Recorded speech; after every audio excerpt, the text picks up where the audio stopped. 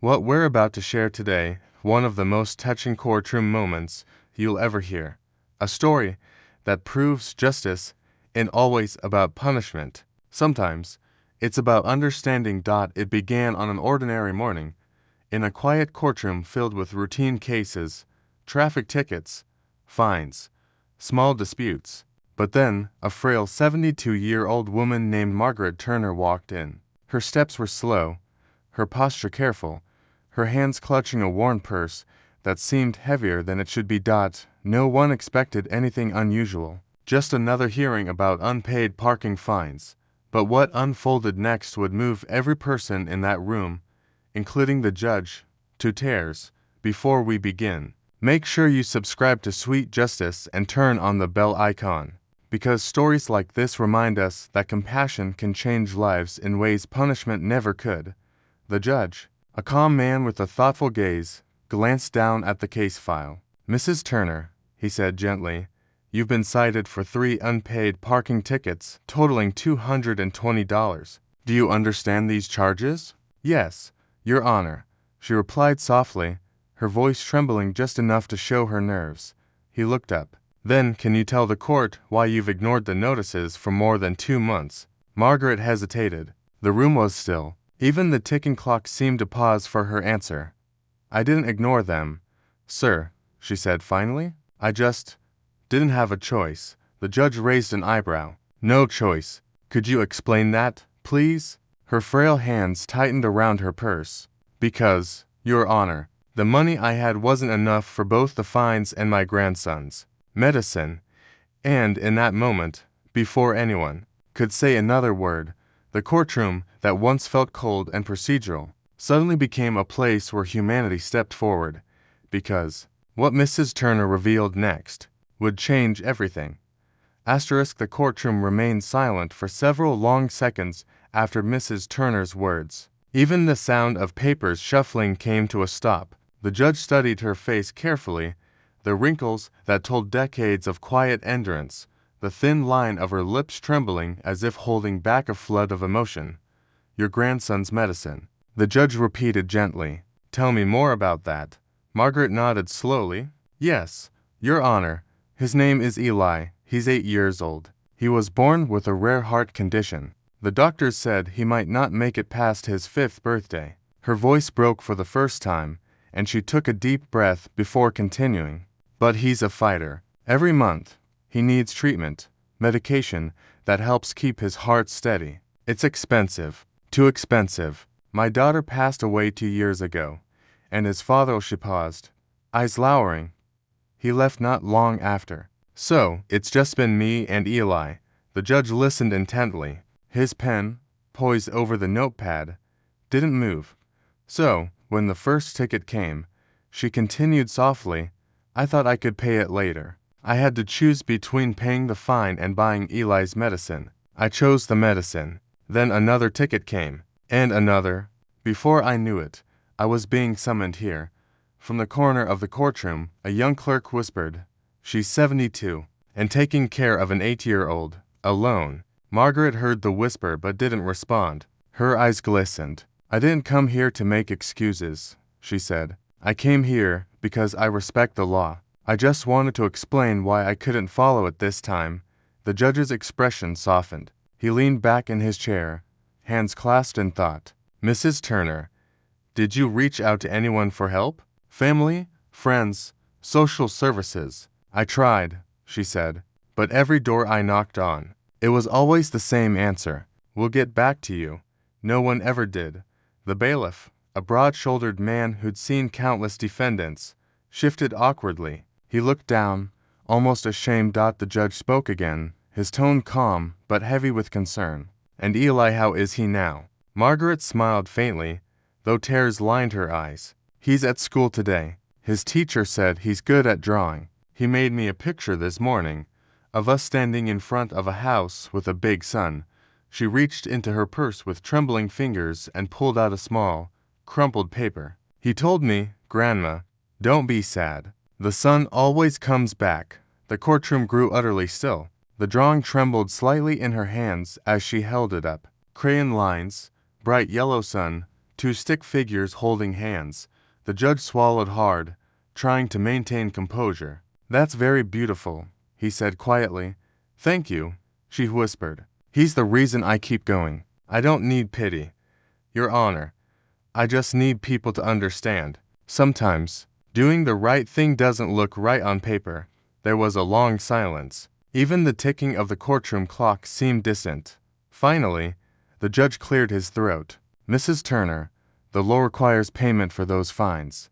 But the law also recognizes hardship. Give me a moment to review something." He began scanning the papers, flipping through the ticket reports and her financial statement. Her total monthly income, $742, Social Security and a small pension from her late husband. Rent, $600, medication for her grandson, $180. The math was clear and devastating. The judge set the papers down and looked at her again. "Mrs. Turner, you've lived in this city your whole life." "Yes, sir," she said. 50 years. My husband was a postman. We raised our kids here." He nodded slowly. "And you've never been in court before?" "Never," she said, her voice trembling with pride. "Not even a parking ticket before this." He smiled softly. "That says something." At that moment, something shifted in the courtroom. An invisible line between law and mercy began to blur. The spectators, once indifferent, now leaned forward. They weren't watching a case anymore. They were witnessing humanity unfold in real time. Finally, the judge leaned back. "Mrs. Turner," he said gently, "I want you to know, the court appreciates your honesty and your devotion to your grandson. You've made hard choices out of love. That matters." She nodded, her eyes lowering humbly. "Thank you, Your Honor. But," he continued carefully, "we still need to find a solution within the law." Margaret straightened up a little. "I understand, sir. If I have to do community service, I'll do it. I'm old, but I can still help." The courtroom stirred again. A woman in the gallery whispered, "She'd do community service at 72. The judge looked down at his notes. Then he looked up again, not at a defendant, but at a grandmother doing everything she could for a child who depended on her. And in that moment, he realized this wasn't a case to be decided by rules alone. It was one to be decided by heart. The judge removed his glasses and set them down on the bench. His eyes scanned the courtroom for a moment before landing back on Mrs. Turner, who stood quietly, her purse still clutched tightly in her trembling hands. "Mrs. Turner," he said finally, "I'm going to ask you something, and please answer honestly. Did you come here today expecting to plead guilty and pay the fine?" She nodded slowly. "Yes, Your Honor. I didn't want to hide from it. I just wanted to explain why." The judge tilted his head slightly. "Even though paying the fine would mean not being able to afford your grandson's medicine." Margaret took a breath and whispered, "Yes, sir, because I don't want to teach him that breaking the law is ever right, even when you have a reason." Those words hit the room like a quiet storm. The gallery, the spectators sitting on the wooden benches, exchanged glances. Some frowned in disbelief, others looked moved. The bailiff's jaw tightened, and even the clerk's eyes softened. The judge leaned back, exhaling slowly. "Mrs. Turner, I've heard thousands of cases, but it's rare to meet someone who stands here, admitting guilt, and still manages to remind us what honor looks like." Margaret's lips quivered. "Thank you, sir," she said, her voice barely audible. "I don't want sympathy. I just don't want my grandson to think I gave up." He nodded, deeply moved. "Tell me something, Mrs. Turner. How is Eli doing in school?" Her face brightened for a moment, as if that question alone carried sunlight. "Oh, he loves school. Math is hard for him, but he's good with colors. He draws everything, the trees outside, our neighbor's cat, even my old teapot. He says when he grows up, he wants to be an architect. Him." The judge said with a faint smile, "That's a good dream." "It is," she said softly. "He says he'll build us a new house someday, one with a big window, so I can watch the sunrise." The judge's expression tightened. "And I suppose you want to be there to see that sunrise, don't you?" Her eyes filled with tears. "More than anything, Your Honor. For a long time, neither of them spoke. The courtroom seemed to breathe with them, every person waiting, wondering what the judge would do next. Finally, he cleared his throat. Mrs. Turner, give me one moment, please. He motioned for the clerk and leaned in, whispering something. The clerk's eyes widened slightly, then she nodded and left the room. The judge sat silently, tapping a pen against the wooden bench, lost in thought. The murmurs began again. What's happening? Someone whispered. I think the judge is gonna reduce the fine. No, he can't just erase it. That's against protocol.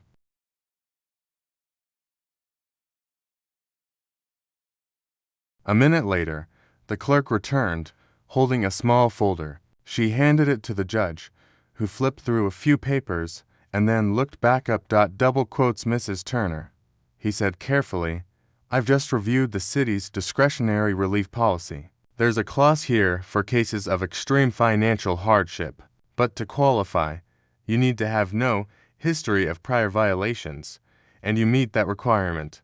Margaret blinked. What does that mean? Sir, it means, the judge said, pausing, that this court has the authority to dismiss fines under certain humanitarian conditions. The audience shifted again, surprised. But before Margaret could react, he added softly, however, Mrs. Turner, I need to know one more thing. If this court chooses to relieve you of these fines, what will you do with that money instead? Her hands trembled harder now. I'll use it to buy Eli's medicine, and maybe a small cake. He's been asking for chocolate cake for weeks, but I couldn't afford it. The judge smiled faintly. A chocolate cake. She nodded. Yes, sir. He said he wanted to celebrate his birthday early this year, just in case his heart got tired again. The judge swallowed hard, his eyes glistening. He looked down at the papers again, then up at her. Mrs. Turner, he said, his voice thick, your grandson sounds like a remarkable boy. He is, she said, smiling weakly. He's my whole world. Another silence settled, the kind that doesn't feel empty, but full of emotion. Finally, the judge stood.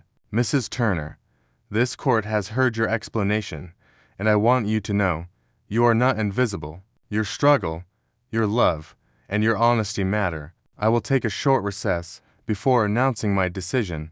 He banged the gavel lightly, and the courtroom slowly began to disperse for a few minutes. But as Margaret turned to step away, she stopped when she heard a voice from the gallery. It was a young man, maybe in his 30s, who had been watching quietly. Excuse me, Your Honor, he called out nervously. The judge looked up. Yes, I work with the city's charitable legal fund, the man said. If it's okay, I'd like to cover Mrs. Turner's fines myself. A hush fell again. Margaret turned around, her eyes wide. Oh no, young man, you don't need to do that, she said, shaking her head. You don't even know me, he smiled. Maybe not, but I know what it's like to watch someone you love fight for their life. I lost my mother to cancer last year. She used to say, if you can ease someone's burden, even for a day, you should. So, please, let me. Margaret's lips trembled. I don't know what to say. The judge leaned forward, visibly moved. Sir, are you sure you want to proceed with that offer? Yes, Your Honor, the man said confidently. Every word of it. The judge nodded, visibly touched. Very well. The court will take note of this contribution. Margaret covered her mouth, tears spilling over. Thank you, young man. Thank you. He smiled kindly. Just promise you'll get that cake. The courtroom erupted in soft laughter, a rare and beautiful sound in a place usually ruled by solemnity. Even the judge chuckled under his breath. When the laughter faded, he looked at Mrs. Turner again. The recess is no longer needed, he said gently. I think this courtroom has already delivered its verdict, in kindness. But there was still one last thing the judge had to say, something that would leave the room silent once more. He leaned forward, voice low and steady. However, Mrs. Turner, this court's decision won't just end here. I want to make sure your grandson continues to get the care he deserves. I'll be forwarding your case to the city's welfare board personally. Her eyes widened. You do that, he nodded. I would, and I will. The room filled with quiet emotion. Every face, the bailiff, the clerk, even the spectators, reflected the same thing. This was more than a case. It was a reminder that even inside the walls of justice, humanity still had a place to stand.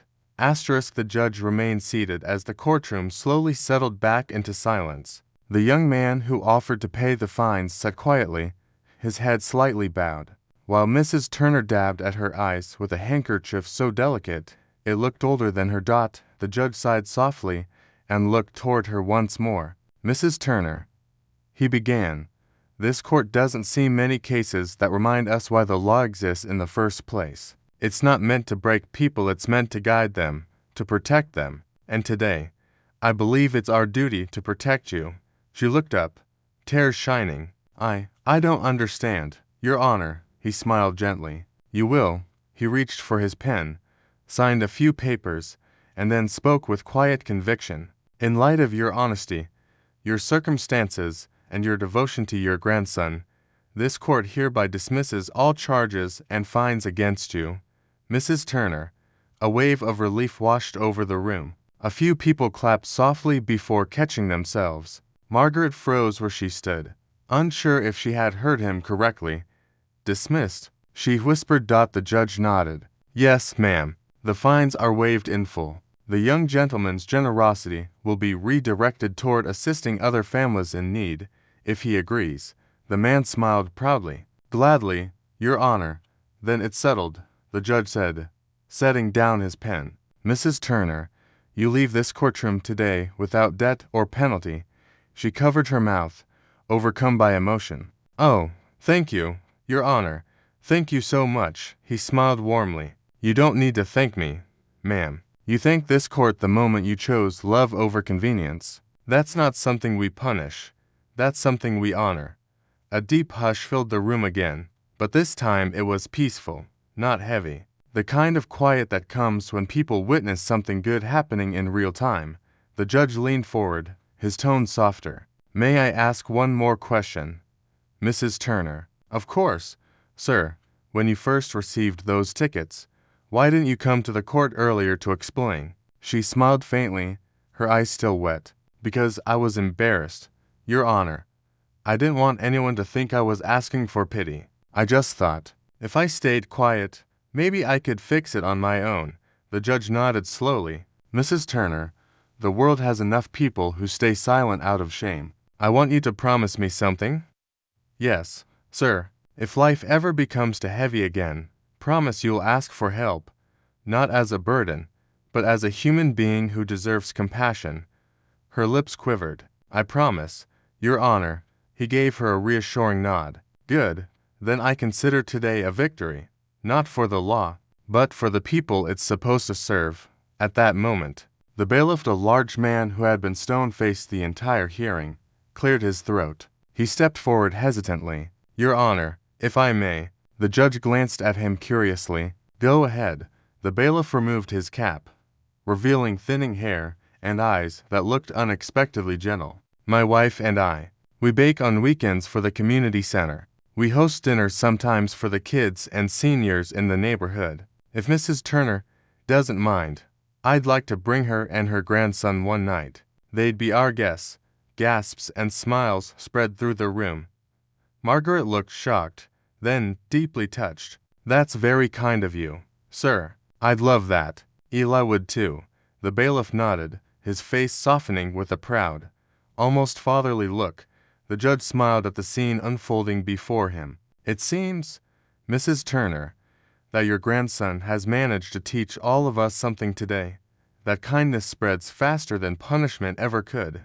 She smiled, whispering through her tears, "He's a good boy, Your Honor." "I can see that," the judge said, "and he's lucky to have you."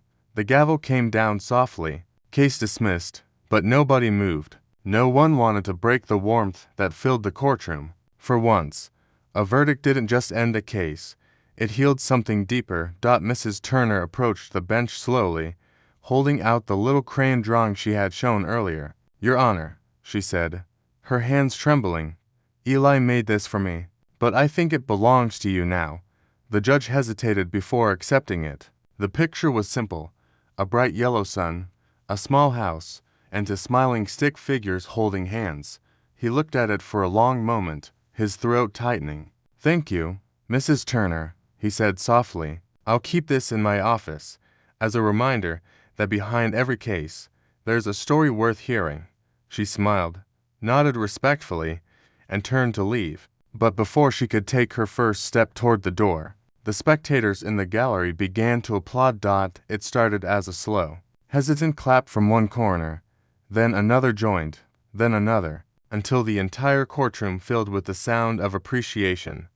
Margaret froze, overcome, then turned slightly to look back at the judge. "You've done more than forgive me, Your Honor," she said. "You've reminded me that good people still exist." He smiled gently. "And you've reminded me, Mrs. Turner, that justice without compassion, injustice at all." With that, she left the courtroom, her steps still slow, but this time lighter, filled with something she hadn't carried in years: peace. Outside, the sunlight fell softly over the courthouse steps. She took a deep breath, inhaling the crisp air. For the first time in months, she didn't feel the weight of worrying pressing on her chest. A breeze brushed through her gray hair, and she smiled faintly as she looked toward the horizon. "The sun always comes back," she whispered, echoing her grandson's words. She reached into her purse, pulled out a small crumpled note, and smiled. On it, written in a child's messy handwriting, were the words, "Don't worry, Grandma. You'll win. You always do." And just like that, she knew, in a world full of rules and judgments, there was still a place for mercy.